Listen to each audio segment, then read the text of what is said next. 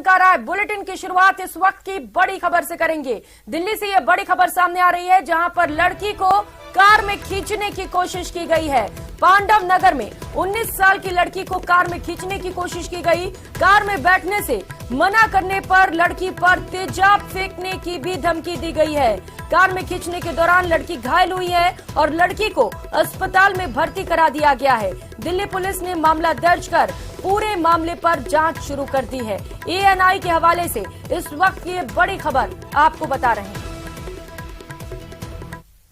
और सिरोही से इस वक्त की बड़ी खबर सामने आ रही है, जहां पर हाई वोल्टेज करंट लगने से डांसर की मौत हो गई। घर की छत पर यह बाल सुखा रहा था और इसी दौरान डांसर की मौत हो गई। शिवगंज के सरस्वती नगर मोहल्ले की ये पूरी घटना है।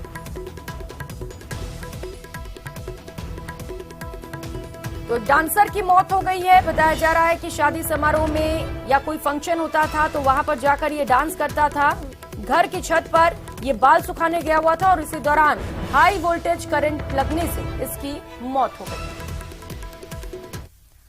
और जयपुर से इस वक्त की बड़ी खबर सामने आ रही है, जहां पर बीजेपी प्रवक्ता सुधांशु त्रिवेदी की प्रेस वार्ता होगी। भाजपा मुख्यालय में ये प्रेस वार्ता हो रही है। समसामयिक मुद्दों पर सुधांशु त्रिवेदी अपनी बात रखें। ऐसा जनादेश देगी कि आपके आसपास के जो दो राज्य हैं, दो जगह ऐतिहासिक जनादेश आया।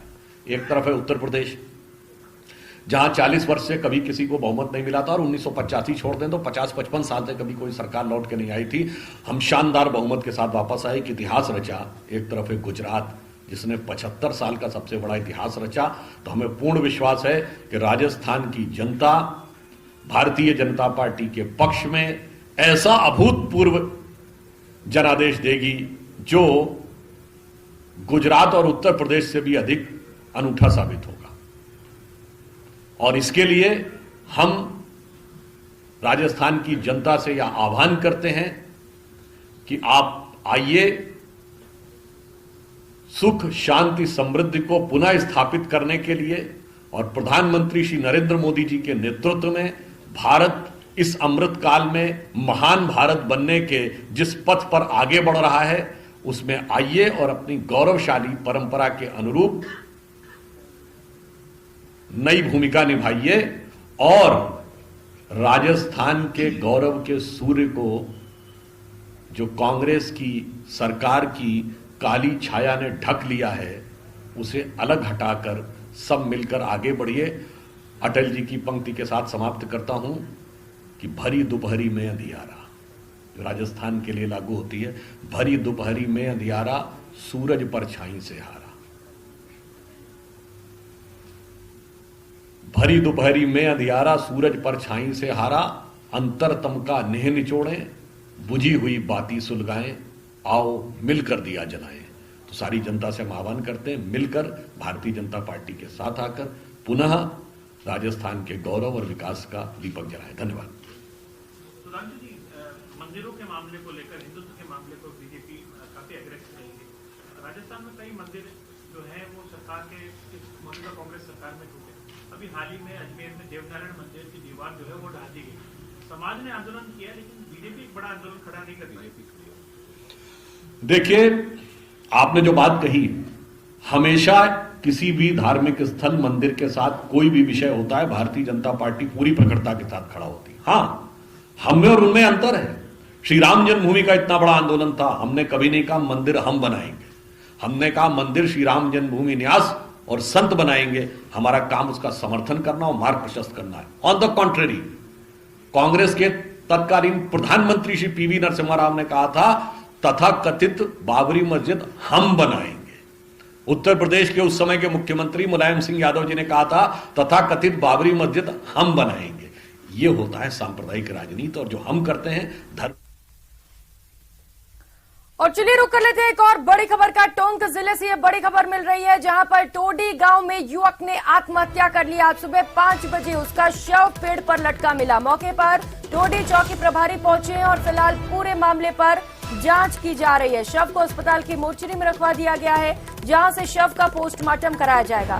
फिलहाल सुसाइड के कारणों का खुलासा नहीं हो सका है, लेकिन पुलिस अब लगातार पूरे मामले पर छानबीन कर रही है और कोशिश की जा रही है ये पता लगाने की कि आखिर आत्महत्या के पीछे क्या कुछ वजह रही। सुबह 5 बजे युवक का शव पेड़ पर लटका हुआ मिला, जिसके बाद तुरंत पुलिस को इसकी सूचना दी गई। पुलिस मौके पर पहुंची और अब इस पूरे मामले पर जांच जारी है। टोंक से ये बड़ी खबर आपको बता रहे हैं। अस्पताल की मोर्चरी से तस्वीरें आपको दिखा रहे हैं, जहां पर शव को पुलिस ने मोर्चरी में पहुंचा दिया है और यहां से पोस्टमार्टम कराया जाएगा। दौलत सहयोगी हमारे साथ जुड़ चुके हैं। दौलत, क्या कुछ पता चल सका है? क्या कुछ वजह रही आत्महत्या के पीछे? देखिए, आत्महत्या के पीछे के कारणों का तो पुलिस फिलहाल जांच करेगी, लेकिन सामने आया है कि तोरडी पे जहां इसने सुसाइड किया वहां बगल में ही इसका एक ढाबा चलता था, नॉनवेज का ये ढाबा करता था। 2-3 दोस्तों के साथ वहीं रात को सो रहे थे। रात को 3 बजे ये सोते हुए उठ के बाहर निकला और जब थोड़ी देर बाद बाहर नहीं आया तो जो साथी साथ में थे वो बाहर आके देखा तो पता चला कि पेड़ पे ये लटकता हुआ दिखाई दिया। साथियों ने ही पुलिस को जानकारी दी है और ये पूरा इसको पोस्टमार्टम के लिए भेजा गया है। पुलिस पूरे मामले की जांच कर रही है और पूरी जानकारी में पता चला कि कुछ समय पहले इसने अपनी जमीन बेची थी, तो आर्थिक जो स्थिति थी वो काफी गड़बड़ थी। उस हिसाब से इसका फिलहाल सुसाइड का मामला सामने आ रहा है। इसके अलावा क्या कौन से एंगल से पुलिस जांच करेगी, वो पूरा जो मामला है पुलिस अपनी जांच में बाद में बताएगी। ठीक है दौलत, शुक्रिया आपका इन तमाम जानकारियों के लिए। और एक और बड़ी खबर श्रीगंगानगर से सामने आ रही है, जहां पर गढ़साना में घने कोहरे की वजह से सड़क हादसा हुआ। गढ़साना अनूपगढ़ मार्ग पर कई वाहन आपस में टकरा गए। घने कोहरे की वजह से डंपर बस की भिड़ंत हुई। बस के पीछे पीछे अन्य कई वाहन भी टकरा गए। घने कोहरे की वजह से विजिबिलिटी कम थी और इसके वजह से ये हादसा हुआ। एक्सक्लूसिव तस्वीरें न्यूज 18 राजस्थान पर आपको दिखा रहे हैं। श्रीगंगानगर के गढ़साना में भीषण हादसा हुआ है, जहां पर घने कोहरे की वजह से कई वाहन आपस में टकरा गए। तो सबसे पहले डंपर और बस की भिड़ंत हुई और उसके बाद इस हादसे के बाद पीछे आ रहे कई वाहन आपस में भिड़ते चले गए। और जालौर से इस वक्त की बड़ी खबर मिल रही है, जहां पर वरिष्ठ अध्यापक पेपर लीक से जुड़ा बड़ा खुलासा हुआ है। पुलिस की पूछताछ में आरोपियों ने बड़ा खुलासा किया है। परीक्षा से पहले करीब 75 अभ्यर्थियों को पेपर पढ़ाया गया था। 20 दिसंबर की रात को 40 अभ्यर्थियों को पेपर रटा दिया गया था। 20 दिसंबर को वातडा होटल दरोली के सामने भी पेपर पढ़ाया गया और 21 दिसंबर की रात को 30 से 35 अभ्यर्थियों को पेपर रटवाया गया। 21 दिसंबर को एक ढाबे के सामने बस में पेपर पढ़ाया गया और 20 से 24 दिसंबर तक धड़ल्ले से पेपर लीक का खेल चलता रहा। नकल गैंग से जुड़े सुरेश पीराराम नरेश की देखरेख में ये खेल चला।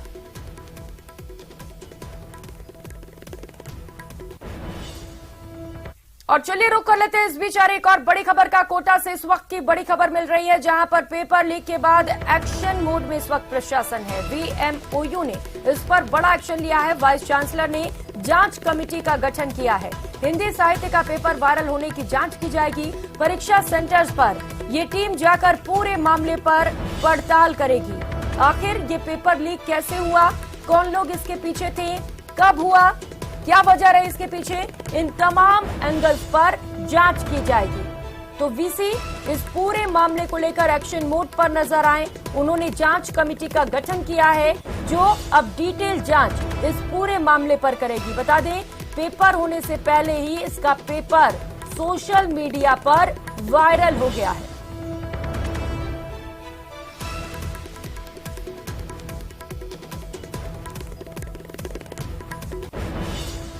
तो पेपर लीक के बाद लगातार प्रशासन एक्शन मोड पर नजर आ रहा है और वाइस चांसलर ने जांच कमेटी का गठन किया है। ये पेपर इस वक्त आपको टीवी स्क्रीन पर दिखा रहे हैं। ये वही पेपर है बीए का, जिसे एग्जाम से पहले ही सोशल मीडिया पर आउट कर दिया गया। लेकिन सबसे बड़ा सवाल यही है कि आखिर बार बार पेपर आउट क्यों हो रहे हैं, छात्रों के भविष्य के साथ खिलवाड़ आखिर क्यों हो रहा है, कौन लोग इसके पीछे हैं। फिलहाल ये जांच का विषय है, जांच के बाद ये खुलासा हो सकेगा।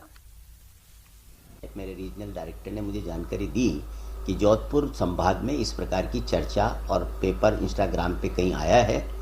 अब वो कितनी बजे आया, सबसे पहले ये पता लगाया जा रहा है किस सेंटर्स पर कोई क्या कमी रही, ये हमारे लिए अनुसंधान का विषय है और हमारी टीम ऐसी जानकारी प्राप्त होते ही कोटा से भी रवाना कर दी गई है और जोधपुर के विभिन्न परीक्षा केंद्रों पर जाकर के हम इस बात का पूरा गंभीरता से पता लगाएंगे, क्योंकि परीक्षाएं तो रोज होती है और ऐसी कोई कमी हमारे पार्ट पर रही है, सेंटर के पार्ट पर रही है, कहाँ रही है, इसकी जानकारी करने के बाद ही हम किसी प्रकार का निर्णय ले पाएंगे। और सेकेंड ग्रेड टीचर परीक्षा पेपर लीक में इस वक्त का बड़ा अपडेट आपको बता दें। आरोपियों पर 25-25 हजार के इनाम की घोषणा कर दी गई है। फरार आरोपी भूपेंद्र सारण, सुरेश ढाका पर इनाम घोषित किया गया है। दोनों फरार आरोपियों पर 25-25 हजार के इनाम की घोषणा कर दी गई है। पुलिस मुख्यालय ने इनाम की घोषणा की है, जिसके चलते जल्द से जल्द इन दोनों आरोपियों को पकड़ा जा सके। लगातार पुलिस इन्हें पकड़ने के लिए कोशिश कर रही है और इस बीच ये बड़ी कवायद पुलिस की ओर से दोनों पर 25-25 हजार रुपए के इनाम की घोषणा कर दी गई है।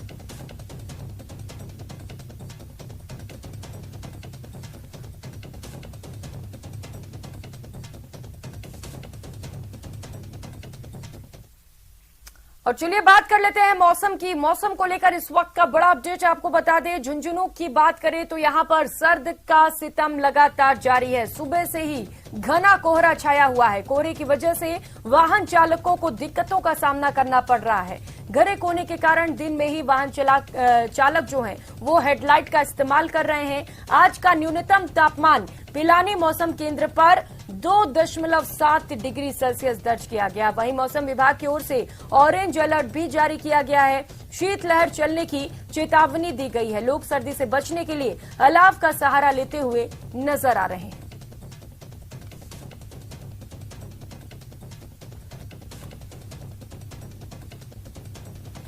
झुंझुनू में सर्दी के तीखे तेवर जारी हैं।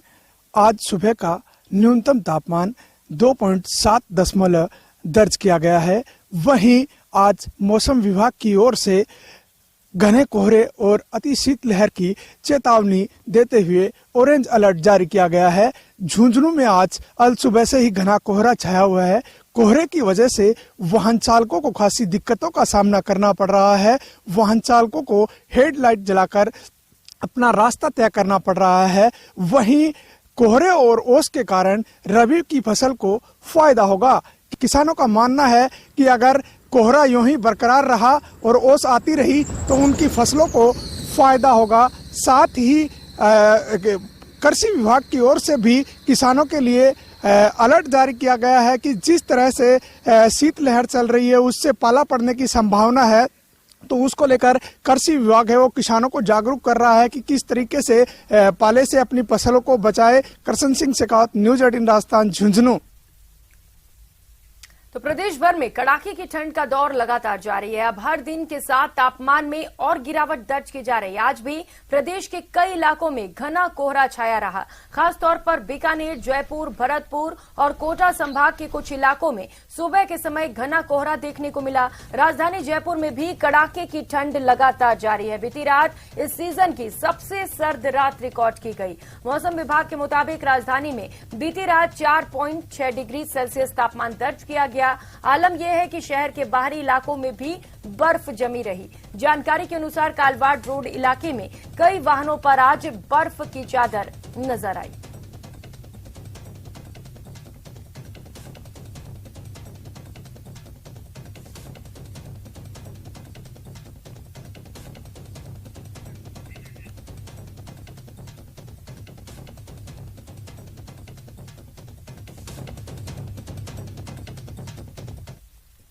तो प्रदेश में कड़ाके की सर्दी का दौर लगातार जारी है। प्रदेश के कुछ इलाकों में घना कोहरा छाया रहा। बीकानेर, जयपुर, भरतपुर, कोटा संभाग में घना कोहरा छाया रहा। जयपुर में बीती रात की बात करें तो जो तापमान था वो 4.6 डिग्री सेल्सियस दर्ज किया गया, यानी कि इस सीजन की सबसे सर्द रात रही। राजधानी के कुछ इलाकों में बर्फ भी जमी रही। तस्वीरें आपको दिखा रहे हैं जहां पर गाड़ी पर ओस की बूंदें जो थी वो बर्फ में तब्दील हो गई। आप अंदाजा लगा सकते हैं कितनी सर्द रात कल राजधानी जयपुर में रही होगी, जहां पर लोग रजाई में दुबके हुए नजर आए।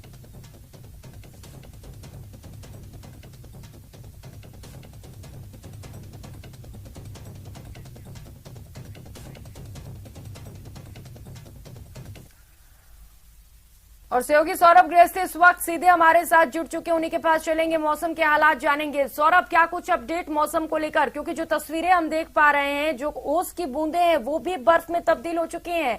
आज क्या स्थिति है मौसम की?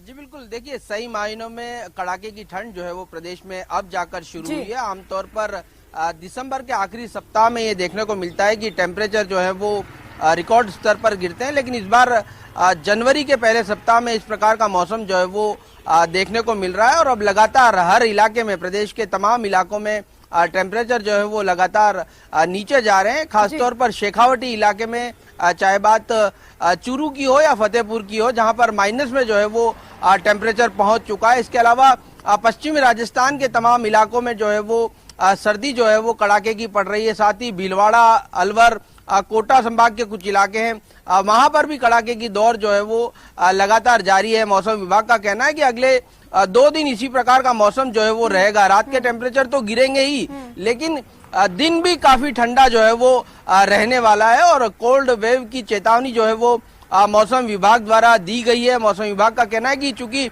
7 जनवरी को प्रदेश में एक वेस्टर्न डिस्टर्बेंस जो है वो सक्रिय हो रहा है, तो तब तक जो है वो टेम्परेचर लगातार इसी प्रकार गिरते हुए नजर आएंगे। लेकिन 7 जनवरी से कुछ राहत जो है वो प्रदेशवासियों को मिल सकती है और तापमान में कुछ बढ़ोतरी जो है वो देखने को मिल सकती है। लेकिन जिस प्रकार से राजधानी जयपुर में की बात करें तो राजधानी में लगातार टेम्परेचर गिर रहे हैं। बीती रात 4.6 डिग्री सेल्सियस जो है वो तापमान जो है वो दर्ज किया गया है। जोबनेर इलाके में माइनस में टेम्परेचर जो है वो ये बता रही है किस तरीके से पूरे प्रदेश भर में ठंड है। लोग अलाव का सहारा ले रहे हैं, चाय की चुस्कियां लेते हुए भी नजर आ रहे हैं। शुक्रिया आपका इन तमाम जानकारियों के लिए। खबरों में आगे बढ़ेंगे। सवाई माधोपुर में सर्दी के सीजन का सबसे घना कोहरा आज देखने को मिल रहा है, जहां विजिबिलिटी 0 के आसपास है। हाल ये है कि पास में भी देखना मुश्किल हो रहा है। घने कोहरे के चलते लोगों को काफी परेशानी हो रही। ट्रैफिक पर कोहरे ने ब्रेक लगा दिया है। जायजा लिया हमारे सवाई माधोपुर संवाददाता गिरिराज शर्मा ने।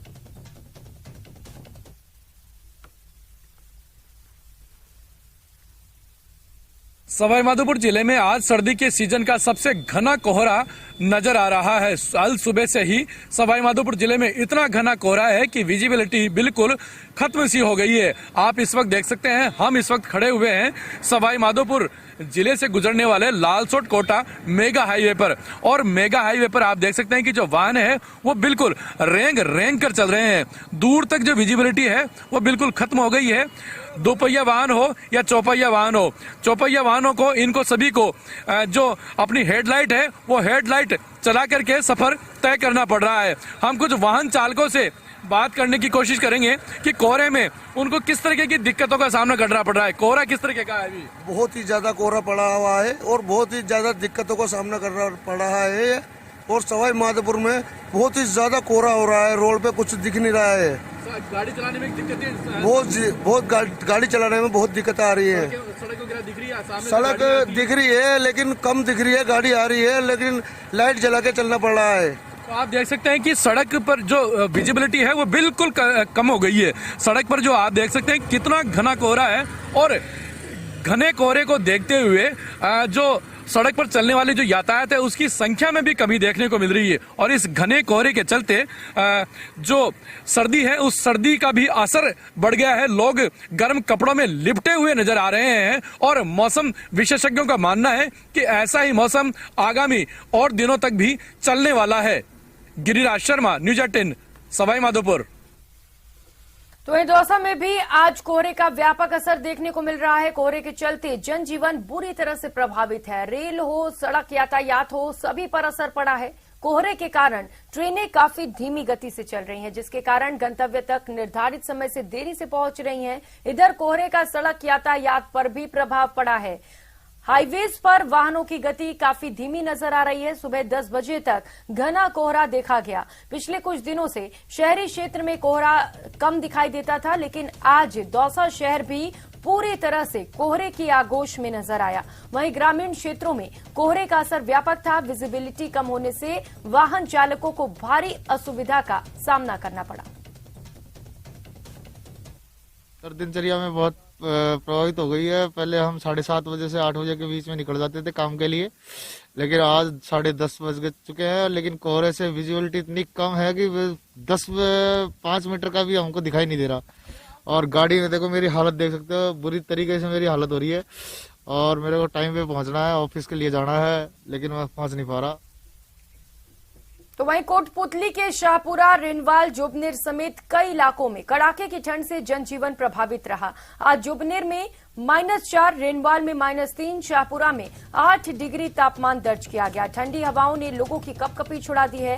हालात ये है कि खेतों और वाहनों पर बर्फ की परत जम गई है। लोग ठंड से बचने के लिए अलाव का सहारा लेते नजर आए। कोहरे की वजह से स्कूल जाने वाले बच्चों को भी काफी परेशानी हुई।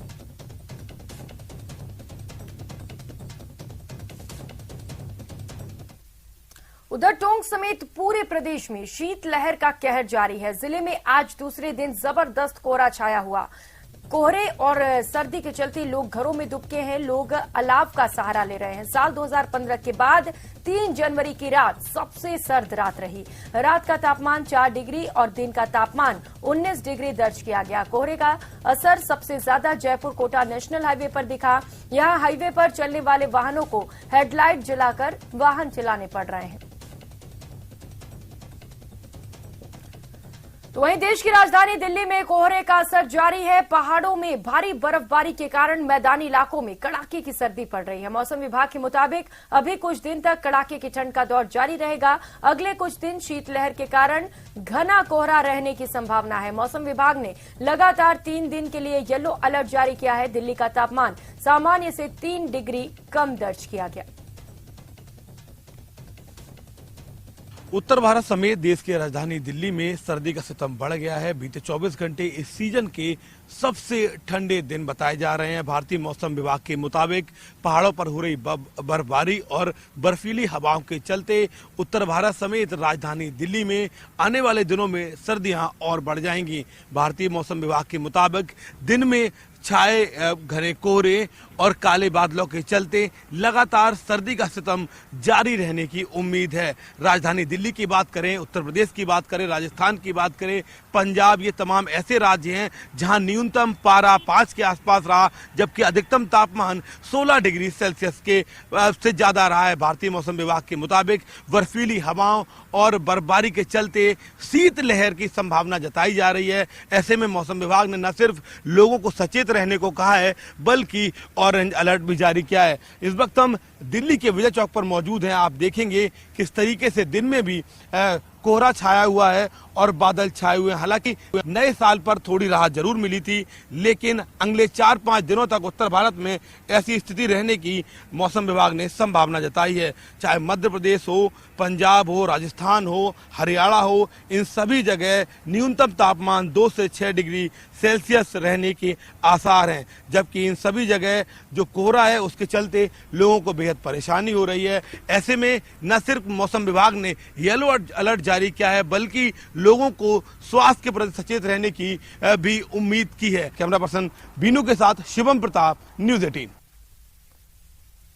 और चलिए रुक कर लेते हैं इस बीच एक और बड़ी खबर का। बीकानेर से ये बड़ी खबर मिल रही है। बदमाशों ने युवक को लाठी और डंडों से पीटा है। बदमाशों ने युवक से मारपीट की, जिसका वीडियो अब सोशल मीडिया पर जमकर वायरल हो रहा है। नोखा थाना में पीड़ित युवक ने केस दर्ज करा दिया है। मांगीलाल बगड़ी सरकारी कॉलेज का ये छात्र है। घटना की जांच में नोखा थाना पुलिस जुटी हुई है। ये वायरल वीडियो इस वक्त आपको टीवी स्क्रीन पर दिखा रहे हैं। बताया जा रहा है मांगीलाल बागड़ी सरकारी कॉलेज का एक छात्र है, जिसके साथ जमकर मारपीट की गई है। कुछ बदमाश इसमें आप देख सकते हैं जो लाठी और डंडों से एक छात्र पर मारपीट बेरहमी से उसके साथ करते हुए नजर आ रहे हैं। एक्सक्लूसिव तस्वीरें इस वक्त न्यूज़ 18 राजस्थान पर आपको दिखा रहे हैं, जहां पर बदमाशों में जरा भी पुलिस का खौफ नहीं है। यहां पर एक छात्र के साथ लाठी और डंडों से मारपीट की गई, जिसकी तस्वीरें किसी ने कैमरे में कैद कर ली है और अब जमकर ये वीडियो सोशल मीडिया पर वायरल हो रहा है। हालांकि पीड़ित छात्र ने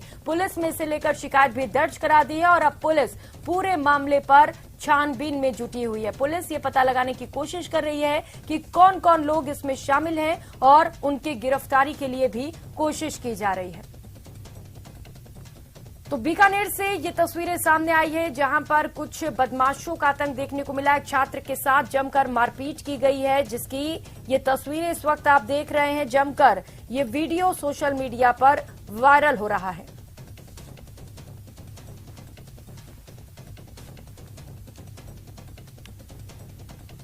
तो ये तस्वीर आप देख पा रहे हैं, एक्सक्लूसिव तस्वीरें न्यूज 18 राजस्थान पर इस वक्त आपको दिखा रहे हैं। एक छात्र जिसके साथ कई दबंगों ने मारपीट की है और आप ये तस्वीर देखकर समझ सकते हैं किस तरीके से छात्र को बेरहमी से पीटा गया है, डंडों से मारपीट की गई है। यहां पर अब पुलिस पूरे मामले पर छानबीन कर रही है। ये पता लगाने की कोशिश की जा रही है कि कौन कौन लोग इसके पीछे शामिल थे। बीकानेर से सहयोगी मनीष दाधीच हमारे साथ जुड़ चुके हैं। मनीष, क्या है ये पूरा मामला, क्यों ये मारपीट की गई और पुलिस की जांच कहां तक पहुंच पाई है? बताना चाहूंगा, बीकानेर जिले के नोखा थाना क्षेत्र में एक घटना सामने आई जहां पर एक कॉलेज स्टूडेंट जो है उससे कुछ युवकों ने मारपीट कर दी, लाठी से उससे मारपीट की गई है और इस युवक का वीडियो भी बना लिया। वीडियो बनाने के बाद में जो घटना है दरअसल ये 23 दिसंबर की बताई गई है, लेकिन युवक ने पहले थाने में मामला दर्ज नहीं करवाया था। लेकिन जब आरोपियों ने इस युवक से मारपीट का वीडियो परसों के दिन यानी सोमवार को जब वायरल किया तो उसके बाद में कल ये युवक नोखा थाने पहुंचता है और पुलिस में रिपोर्ट दर्ज करवाता है। फिलहाल जो पुलिस है वो मामला दर्ज कर लिया है और पूरे इस घटना की जानकारी में जुटी हुई है। लेकिन सबसे बड़ी बात यह है कि जो युवा है आज वो किसी आपसी विवाद में इनका कोई कारण बताया जा रहा था। जानकारी के साथ जो 60 साल रोड़ा निवासी लक्ष्मण सिंह है, इसने मामला दर्ज करवाया है। इसने बताया है मामले में कि बागड़ी विलेज में बीएससी फाइनल ईयर कॉलेज जो है मांगीलाल बागड़ी जो सरकारी कॉलेज है इसमें फाइनल ईयर का छात्र हैं और इसके कुछ साथियों ने इसको कॉलेज गेट के बाहर बुलाया चाय की छड़ी पर, जहां पर इससे लाठी डंडे से इससे मारपीट की गई है। वहीं पर युवक ने आरोप भी लगाया है कि इसके गले से मारपीट कर जो सोने की चेन थी वो भी आरोपियों ने छीन ली है। फिलहाल जो पुलिस ने वो मामले की जांच में जुटी हुई है। मनीष, कुल कितने लोग इसमें शामिल हैं मारपीट में और कितने लोगों के खिलाफ शिकायत दर्ज कराई गई है थाने में? देखिए, पीड़ित ने जो आरोप लगाए वो सीताराम सुथार, मोहित जोशी, कमल नायक लगभग इन सहित 6 लोगों पर इसने मारपीट का आरोप लगाया है। 6 जो युवक हैं ये भी दरअसल इस वीडियो में दिखाई देते हुए साफ तौर पर नजर आ रहे हैं कि किस तरह से जो युवक हैं इससे मारपीट की जा रही है, बाहर इसको बुलाया जाता है। अब जो पुलिस है फिलहाल वो तफ्तीश में जुटी हुई है। घटना की जानकारी में फिलहाल पुलिस जो है मामले की जांच में जुटी हुई है। मनीष, जब ये मारपीट की जा रही थी, क्योंकि आप बता रहे हैं चाय की थड़ी पर बुलाया था, आसपास लोग भी मौजूद रहे होंगे, किसी ने देखा क्या ये सब कुछ? ये निश्चित तौर पर जो सबसे बड़ा तो वीडियो जो बनाया है वो खुद आरोपियों ने बनाया है। मतलब आरोपी जो उससे मारपीट कर रहे थे युवक से, उनमें से किसी एक साथी ने इसका वीडियो बनाया मारपीट का और इसको लगातार ये टॉर्चर करते रहे कि तेरा वीडियो वायरल कर देंगे। लेकिन उस समय इन्होंने वीडियो वायरल नहीं किया। लेकिन जब इसकी कोई बातें जो थी वो नहीं मानी गई होंगे तो उसको लेकर के इसका वीडियो जो है वो अब वायरल कर दिया गया है और वायरल होने के बाद में ही ये वीडियो जो है काफी चर्चा का विषय बना रहा। ठीक है मनीष, अब देखने वाली बात ये होगी कि पुलिस पूरे मामले पर क्या कुछ कार्रवाई करती है। शुक्रिया आपका इन तमाम जानकारियों के लिए। और भरतपुर से इस वक्त की बड़ी खबर सामने आ रही है जहां पर आरबीएम अस्पताल में खुदकुशी से पहले का एक वीडियो सामने आया है। खुदकुशी से पहले एक लड़की के गले मिलते हुए वीडियो वायरल हो रहे हैं। एक युवक गले मिलते हुए नजर आ रहा है। आरबीएम अस्पताल के सीसीटीवी में लड़की के साथ मृतक युवक दिखा है। कल अस्पताल के 6ठी मंजिल से कूदकर इसने खुदकुशी कर ली थी। तो ये फुटेज इस वक्त आपको दिखा रहे हैं। ये फुटेज सोशल मीडिया पर जमकर वायरल हो रहा है। कल खुदकुशी की गई थी और इससे पहले का, ठीक पहले का ये वीडियो बताया जा रहा है। आरबीएम अस्पताल में खुदकुशी से पहले ये वीडियो बनाया गया था जो इस वक्त आपको दिखा रहे हैं। तो युवक एक लड़की से गले मिलते हुए नजर आ रहा है। ये लड़की कौन है फिलहाल ये पता नहीं चल सका है, लेकिन ठीक यहां पर लड़की से गले मिलने के बाद युवक ने आत्महत्या कर ली। सहयोगी दीपक हमारे साथ जुड़ चुके हैं। दीपक, वीडियो वायरल हो रहा है सोशल मीडिया पर, कितनी सच्चाई इस वीडियो में और जांच कहां तक पहुंच पाई है अभी? देखिए प्रियंका, पुलिस जो है वो पूरे मामले की जांच कर रही है और कल एक युवक ने जो है आरपीएम अस्पताल की 6ठी मंजिल से जो है कूद करके आत्महत्या की थी और अब उस पूरे मामले में जो है अस्पताल में सीसीटीवी कैमरे लगे थे, उनका जो वीडियो है वो सामने आया है जिसमें नजर आ रहा है कि जो युवक है जिसने आत्महत्या की थी वो पहले एक लड़की से जो है गले मिला है। गले मिलने के बाद वो 5वीं मंजिल से 6वीं मंजिल पे पहुंचता है और वहां से खिड़की में कूद करके जो है आत्महत्या कर लेता है। ये दोनों ही 5वीं और 6वीं मंजिल के जो फुटेज है वो सीसीटीवी कैमरे में कैद हुए हैं जो अस्पताल में लगे हुए थे वहां पर। अब पुलिस जो है अब इन वीडियो के आधार पर भी पूरे मामले की जांच कर रही है और जो बताया जा रहा है कि युवक पहले 5वीं मंजिल पर पहुंचा था, वहां लड़की से गले मिला और उसके बाद गले मिलते हाथ हिलाते हुए वो 6वीं मंजिल। दीपक, ये वीडियो जो हम देख पा रहे हैं, ये लड़की कौन है ये पता चल पाया है क्या? देखिए, अभी जैसे ही ये वीडियो सामने आया तो पुलिस के अधिकारियों से भी हमारी बात हुई। पुलिस के अधिकारियों का कहना है कि इस पूरे मामले की जांच की जा रही है कि ये लड़की कौन है और क्यों ये लड़का जो है लड़की से मिलने के बाद इसने 6वीं मंजिल पर जाकर के आत्महत्या की थी। पूरे मामले की जो है जांच की जा रही है क्योंकि इसमें प्रियंका देखा जा रहा है तस्वीरों में कि जो लड़का है 5वीं मंजिल से जब 6वीं मंजिल पर जाता है तो बार बार लड़की को हाथ हिला करके जो है बाय करता है और बाय करने के बाद जो है फिर वो 6वीं मंजिल से जो खिड़की के दरवाजे हैं उनको खोल करके फिर वहां से कूद करके आत्महत्या करता है। तो कहीं ना कहीं जो मामला है वो संदिग्ध नजर आ रहा है और अब पूरे मामले की पुलिस जांच कर रही है। पुलिस का कहना है कि पूरे मामले में जो है पता लगा करके लड़की से भी पूछताछ की जाएगी और जो आगे का मामला होगा उसका खुलासा किया जाएगा। बिल्कुल बिल्कुल दीपक, अब पूछताछ के बाद और भी खुलासे होंगे अगर लड़की से पूछताछ हो पाएगी तो। बहुत शुक्रिया आपका इन तमाम जानकारियों के लिए।